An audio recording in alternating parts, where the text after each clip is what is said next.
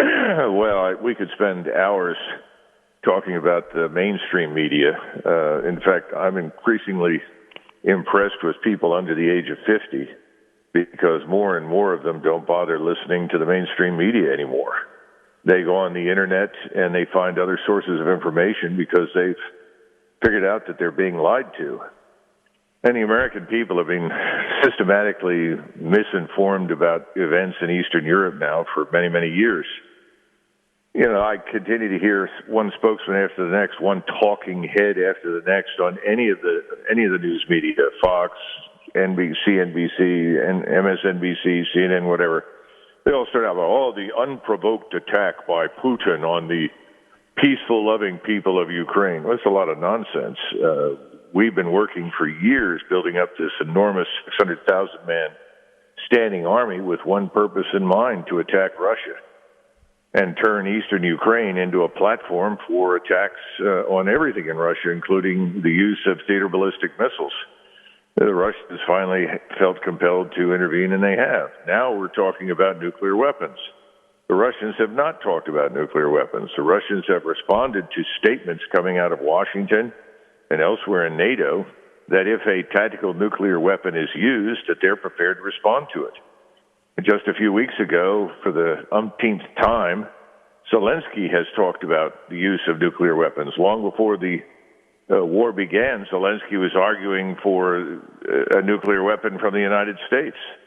The Russians are horrified by Zelensky and his aspirations to become a nuclear state with the goal of destroying Russia. So the Russians have simply responded and said, look, we regard nuclear weapons as retaliatory weapons only.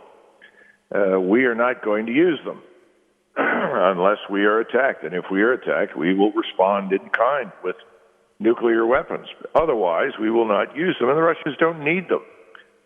One of the things that people don't seem to understand is that the nuclear weapon was initially attractive in the 50s and the 60s because we had no precision with regard to the striking power of our missiles or artillery or anything else. Everything was a dumb munition. You pointed it in a particular direction, and you struck the target if you were lucky. Nuclear weapons provided some measure of assurance that even though your weapon may land a mile or two away from where you wanted it to go, that you would destroy everything. Well, those days are over. The Russians demonstrated quite recently with the strikes on Ukraine that they can do everything we can do with their missiles, rockets, and artillery. They have precision. They don't need any nuclear weapons. And the Russians have never used the substantial military power at their disposal against Ukraine for the very simple reason that the Russians regarded Ukrainians as Slavic brothers with the same Orthodox Christian faith. And they wanted to avoid the kind of slaughter and bloodletting that the Ukrainians have insisted upon, or frankly, I would argue that we have insisted upon. So the bottom line is no. Unless we use a nuclear weapon, there will be no nuclear weapon exchange whatsoever on the ground in eastern Ukraine or anywhere else in Europe. You know, how did you come to this perspective that you share where you're not, you obviously stand out in a sea of commentary in Western media, right? I mean, in your perspective, did you come here to this position in terms of talking about foreign policy realism through many decades of thinking about this? Was there a moment in your career that you kind of had a change of heart? I don't know what your original views were on this matter as someone in the military. I don't have any changes of heart, David. Russia is not the Soviet Union. They are not communists. The Soviet Union is gone. It went away. We're dealing with Orthodox Christian Russia that, if anything, has more in common with Tsarist Russia today, the Russia that disappeared in 1917 and 1918 thanks to Bolshevism, than it does with the former Soviet Union. My background, frankly, is in Soviet and German policy towards one another, what you would call Soviet-German relations or Russian-German relations. I wrote my doctoral work on it. I published books and talked about it at length. I've been doing this for the last 40 years nearly. I was schooled in Germany, spent 10 years of my life living in Europe, 8 of those in Germany. And one of those years was spent as an exchange student in 69 and 70. My first visit there was in 1968. Now, the point I'm trying to make is that all you have to do is study the facts. No one is doing that. The mainstream media simply picks up whatever is provided that is ultimately concocted by the U.S. and UK intelligence communities. This is an information campaign. This is a psychological operation designed to persuade everybody that something is true that is not. It's very simple. We went through this initially before we went into Vietnam. You know, everyone was told that we were attacked in the Bay of Pigs, or excuse me, not the Bay of Pigs, in the Tonkin Gulf. And of course, that was a lie. There was no attack against us in the Tonkin Gulf. And then every effort that could be made with the help of the media and by the government to bring us online to attack in Vietnam was done. We struggled with that for 10 years. And it took years for the American people to discover that the entire thing was a scam. It was a lie. We were involving ourselves in a civil war. It was not what we thought it was. We've been down this road before. And of course, in 2003, when we went into Iraq, first thing we did was to make sure everybody understood that Saddam Hussein was another version of Stalin or Hitler. And whatever Saddam Hussein was, that was not one of the things he was. And that we were on some grand liberation to transform Muslim Arabs into Anglo-Saxons. This is all nonsense. And we've been treated to this repeatedly over the years, again and again and again. Now we're faced with Russia, which is not Iraq. Russia is a major military power. The Russians have exercised extraordinary restraint in the way they behave to this point. That's now going to end. It has to end. They have to bring this war to an end with the complete destruction of the Ukrainian threat, which is really our threat, because we've enabled it, we've equipped it, and we are directing it. We are lucky that we are not yet in a full-blown war with Russia. And we had better sober up and get clear in our minds what it is that we do and do not want. And I do not think Americans as a population are interested in going to war in eastern Ukraine. Certainly not against Russia for this dubious regime in Ukraine, one of the most corrupt countries in the world. So it's time for Americans to think, to ask hard questions. There are never any hard questions. Biden has never asked any hard questions. No one asks hard questions. No one knows why we're doing what we're doing in eastern Ukraine other than we want to harm and destroy Russia, which is lunacy. Now, we can go into the real reasons that no one will talk about, but the point is no one asks the hard questions, David. They need to be asked. What do we want this to look like when it's over? Do we want Ukraine and Russia in complete ruins? Is this the first step to the destruction of everyone who disagrees with us, who doesn't sign on for our views in the world, who won't allow themselves to be bullied by us financially? What is the goal here? No one asks those hard questions, and so we're treated to pablum, crap that makes no sense. And what are the real reasons why we're over there? I mean, is this well, I went over these with you last time, right? And I tried to explain that we're talking about a global financial system that is cracking. That system was built by us in the aftermath of World War II. This system, which is based on the mighty dollar, thanks to the changes we made in abandoning the gold standard and creating what we call the petrodollar, is cracking. It's crumbling.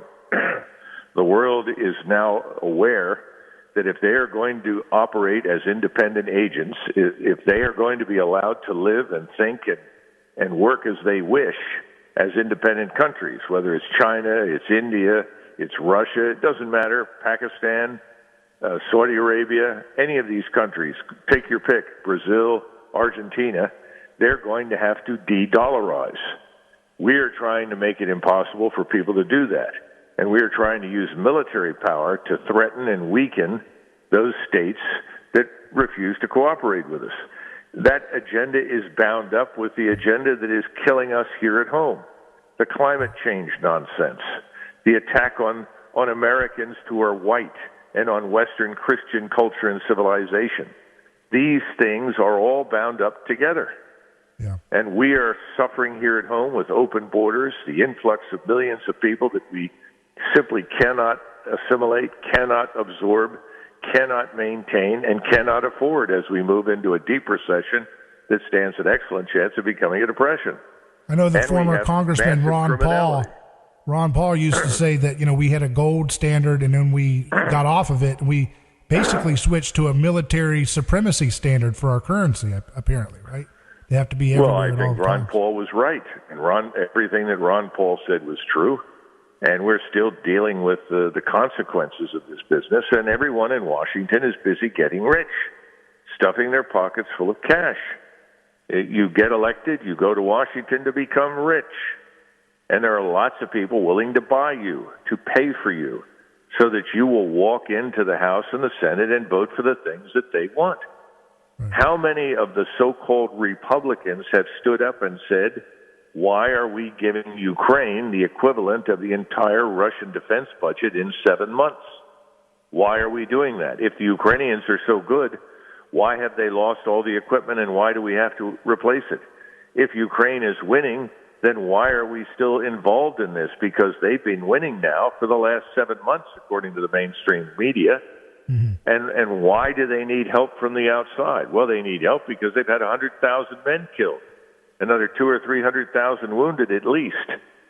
This war is going to end on Russian terms when the Russians decide to end it, and I think we're staring at that in November and December, and it's a tragedy because none of this was necessary. It could have all been avoided had we stepped up early on and said, let's have a negotiated settlement, peace talks. Something could have been worked out. This could have been avoided, but it hasn't been. And in the meantime, Europe, look at Europe. Right, yeah. Yeah, I saw that the Greta girl has pronounced that Germany will be permitted to allow for nuclear power plants to continue for this winter. Yeah, I mean, that's laughable. I mean, Greta, I don't even want to waste time on that fool, but the Germans were very stupid. You don't opt for the new green economy until it works, until you've got something that gives you a return on your investment, and it doesn't work. It's a failure. It's a miserable failure.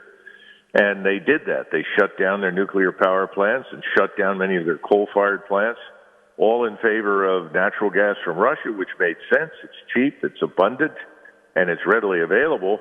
But they never considered the possibility that if they joined this hostile alliance that wants to destroy Russia, that the Russians might decide not to ship natural gas anymore, right. In which case they're in serious trouble, and they're not the Lone Rangers in Europe. Yeah, I know it's a dubious source, but I saw on Wikipedia that said that you were the top planner for General Wesley Clark as the commander of NATO for the 1999 attack on Serbia. Is that correct? And is there anything you learned from that experience that you could share? Well, I was the director of strategic planning in the months that led up to the air assault, and when the air assault began, I was the director of the Joint Operations Center. So I was involved in all of the plans that were considered at the strategic level, all the discussions that went on between him and Brussels. And to be frank with you, I did not think that we needed to bomb anyone on behalf of Kosovo. And I thought that there were alternatives that were readily available that could have avoided that war. But that decision was not in my hands, and the decision was made in Washington. When the decision was made in Washington, I obeyed orders and did what I was told to do, and that's what you do. If you think soldiers in the field can take a vote on what they will or won't do when someone decides to go to war, well, then you're very much mistaken. That's why it's always a mistake to criticize soldiers. Now, you can criticize the senior officers, the 4-stars, because they always have an opportunity to say, I'm sorry, I can't in good conscience execute these orders. And they can have a profound impact. If a 4-star stands up and says, I will not go any further with this is wrong, everyone in the United States pays attention because it's a 4-star general. If you're a full colonel or a lieutenant colonel or a major and you step forward, they say, well, it's too bad. Who's he and who cares? Right. And so how many times have we had 4-star generals since Douglas MacArthur stand up and object to anything? I can answer that for you. Never. Right. Which tells you something about the acute lack of character in the senior ranks of the armed forces. That's another important topic. Former CIA officer Larry Johnson, he's coming on the program tomorrow, but he had a piece out on his website talking about how there's no single war in Ukraine and NATO is in trouble. And he talks about a nightmare scenario that could happen where Ukraine and NATO, where Russia invokes the Collective Security Treaty Organization and perhaps makes an invasion into the northern border of Ukraine. Do you think that is a possibility here going into the winter? Well, it's one that should not be excluded. Larry Johnson is a very capable man and a very smart intelligence officer. And that's a nightmare scenario indeed.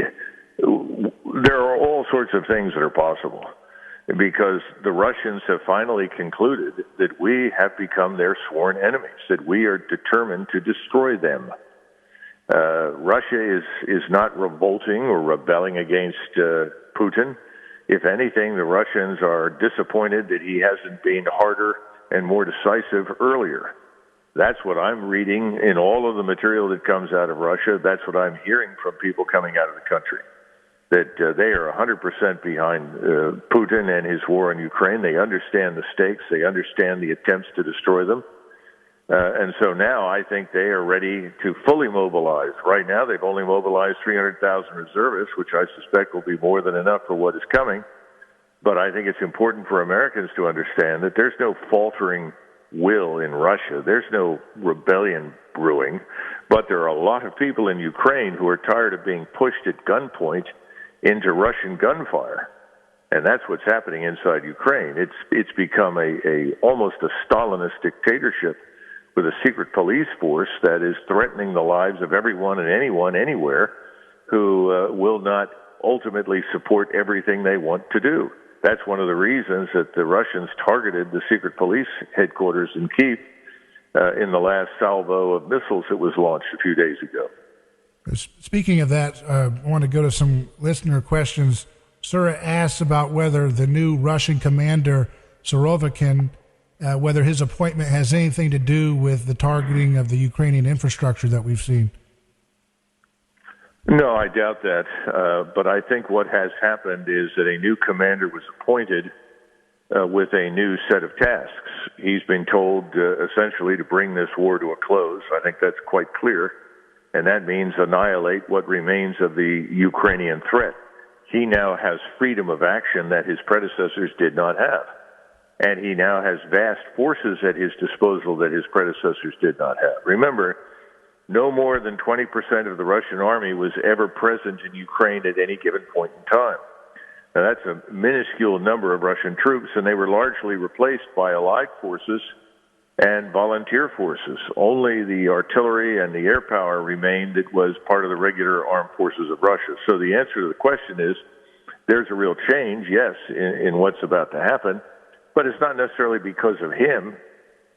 This is where he's being picked to go in and get the job done because obviously the president has confidence in him.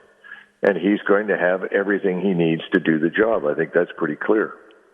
The listener Michael asked what if you have any thoughts on Petraeus's recent comments about the potential response that America could have. He says, just to give you a hypothetical, in the event of a nuclear attack by Russia, we would respond by leading a NATO effort that would take out every Russian conventional force that we can see and identify on the battlefield in Ukraine and also in Crimea and every ship in the Black Sea. That's what he said on ABC News on Sunday. Yeah. Well, first of all, there will be no Russian attack with nuclear weapons. That's off the table. We're the ones that keep talking about nuclear weapons, not the Russians.